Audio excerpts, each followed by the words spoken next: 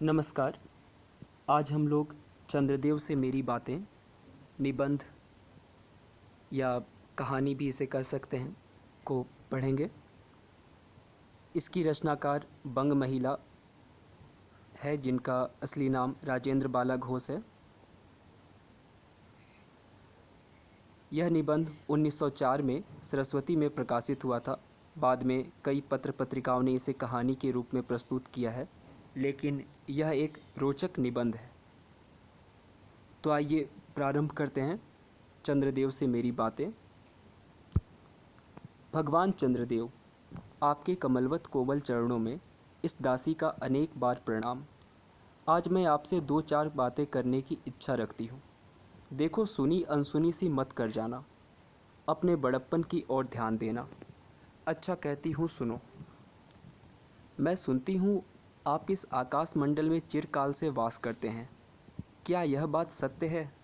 यदि सत्य है तो मैं अनुमान करती हूँ कि इस सृष्टि के साथ ही साथ अवश्य आपकी भी सृष्टि हुई होगी। तब तो आप ढेर दिन के पुराने बूढ़े कहे जा सकते हैं। यह क्यों? क्या आपका डिपार्टमेंट मतलब महकमे में ट्रांसफ़र मतलब बदली होने का नियम नहीं है? क्या आपकी गवर्नमेंट पेंशन भी नहीं देती है? बड़े खेद की बात है।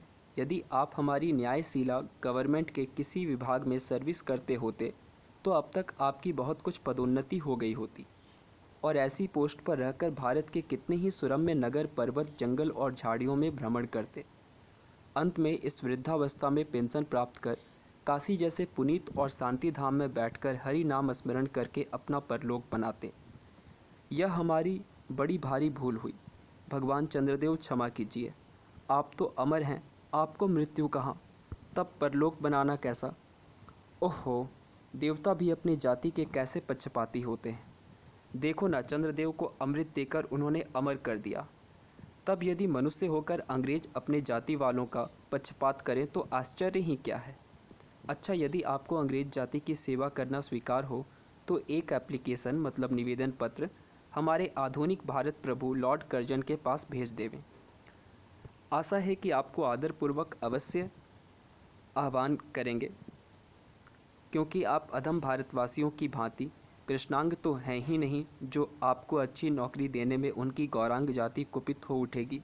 और फिर आप तो एक सुयोग्य, कार्यदक्ष, परिश्रमी, बहुदर्शी, कार्यकुशल और सरल स्वभाव महात्मा हैं।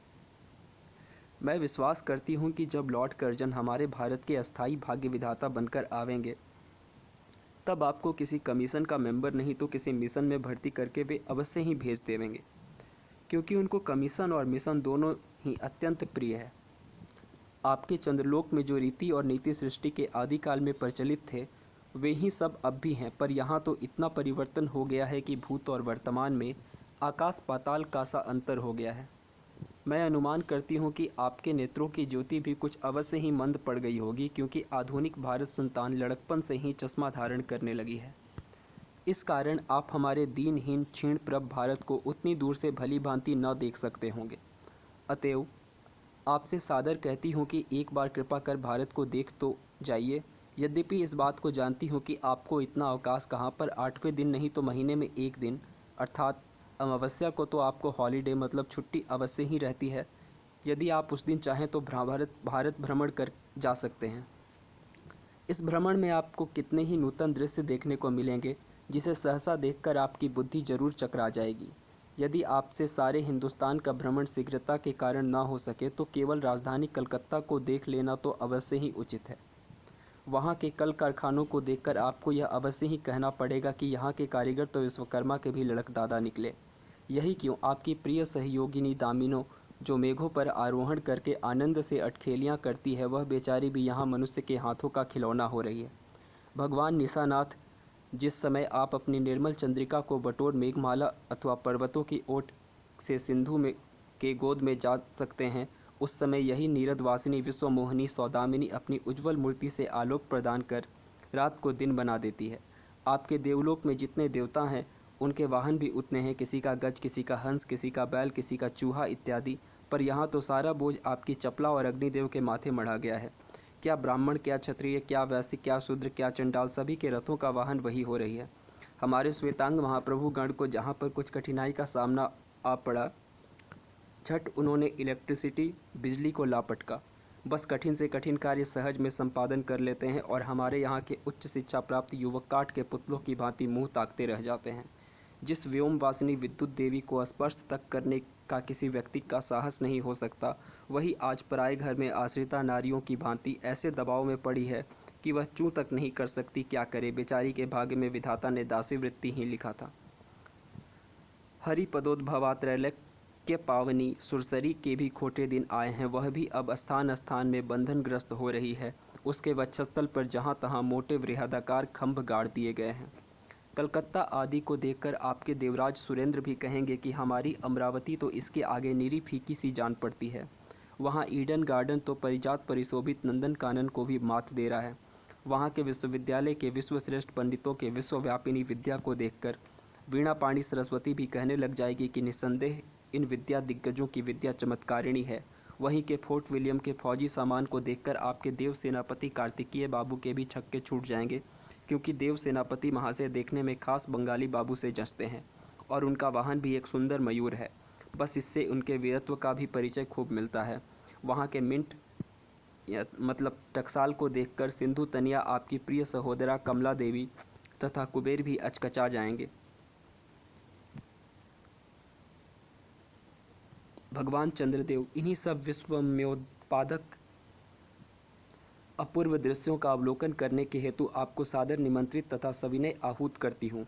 संभव है कि यहाँ आने से आपको अनेक लाभ भी हों। आप जो अनादिकाल से निज उज्ज्वल वपु में कलंक की कालिमा लेपन करके कलंक की शशांक, शशधर, सासालांछन आदि उपाधि मालाओं से विभूषित हो रहे हैं, सिंधु तनय होने पर भी जिस कालिमा को आप आज तक नहीं धो सके हैं, वही आजन्म कलंक शायद यहाँ के विज्ञानविद पंडितों की चेष्टा से छूट जाए। जब बम्बई में स्वर्गीय महारानी विक्टोरिया देवी की प्रतिमूर्ति से काला दाग छुड़ाने में प्रोफेसर गज्जर महाशय फलीभूत हुए हैं, तब क्या आपके मुख की कालिमा छुड़ाने में वे फलीभूत ना होंगे? शायद आप पर यह बात भी अभी तक विदित नहीं हुई कि आप और आपके स्वामी सूर्य भगवान पर जब हमारे भूमंडल की छाया पड़ती है तभी आप लोगों पर ग्रहण लगता है। पर आप का तो अब तक वही पुराना विश्वास बना हुआ है कि जब कुटिल ग्रह राहु आपको निगल जाता है तभी ग्रहण होता है। पर ऐसा थोथा विश्वास करना आप लोगों की भारी भूल है। अतः हे देव, मैं विनय करती हूँ कि अपने हृदय से आप इस भ्रम को जड़ से उखाड़ कर फेंक दें। अब भारत में ना तो आपके और ना आपके स्वामी भुवन भास्कर सूर्य महाशय के ही वंशधरों का साम्राज्य है और न अब भारत की यह सस्य श्यामला स्वर्ण प्रसूता मूर्ति ही है। अब तो आप लोगों के अज्ञात एक अन्य द्वीपवासी परम शक्तिमान गौरांग महाप्रभु इस सुविशाल भारतवर्ष का राज्य वैभव भोग रहे हैं। अब तक मैंने जिन बातों का वर्णन आपसे स्थूल रूप में किया वह सब इन्हीं के विद्या विशारद गौरांग प्रभुओं के कृपा कटाक्ष का परिणाम है। यो तो यहाँ प्रतिवर्ष पदवी दान करने के समय कितने ही राज्य विहीन राजाओं की सृष्टि हुआ करती है, पर आपके वंशधरों में जो 2-4 राजा महाराजा नाम मात्र के हैं भी वे काठ की पुतलों की भांति हैं। जैसे उन्हें उनके रक्षक नचाते हैं वैसे ही वे नाचते हैं। वे इतनी भी जानकारी नहीं रखते कि उनके राज्य में क्या हो रहा है, उनकी प्रजा दुखी है या सुखी। यदि आप कभी भारत भ्रमण करने को आएँ तो अपने फैमिली डॉक्टर धन्वंतरी महाशय को और देवताओं के चीफ जस्टिस चित्रगुप्त जी को साथ अवश्य लेते आएँ। आशा है कि धन्वंतरी महाशय यहाँ के डॉक्टरों के सन्निकट चिकित्सा संबंधी बहुत कुछ शिक्षा का लाभ कर सकेंगे। यदि प्लेग महाराज ईश्वर ना करे आपके चंद्रलोक या देवलोक में घुस पड़े तो वहाँ से उनको निकालना कुछ सहज बात ना होगी। यही जब चिकित्सा शास्त्र के बड़े बड़े पारदर्शी उन पर विजय नहीं पा सकते, तब वहाँ आपके देवलोक में जड़ी बूटियों के प्रयोग से क्या होगा। यहाँ के इंडियन पीनल कोड की धाराओं को देखकर चित्रगुप्त जी महाराज अपने यहाँ के दंड विधि कानून को बहुत कुछ सुधार सकते हैं। और यदि बोझ ना हो तो यहाँ से वे 2-4 टाइपराइटर भी खरीद ले जाएं। जब प्लेग महाराज के अपार अनुग्रह से उनके ऑफिस में कार्य की अधिकता होवे तब उससे उनकी राइटर्स बिल्डिंग के राइटर्स के काम में बहुत ही सुविधा और सहायता पहुँचेगी। वे लोग 2 दिन का काम 2 घंटे में कर डालेंगे। अच्छा, अब मैं आपसे विदा होती हूँ। मैंने तो आपसे इतनी बातें कही, पर खेद है आपने उनके अनुकूल या प्रतिकूल एक बात का भी उत्तर ना दिया। परंतु आपके इस मौनावलंबन को मैं स्वीकार का सूचक समझती हूँ। अच्छा, तो मेरी प्रार्थना को कबूल करके एक दफ़ा यहाँ आइएगा ज़रूर।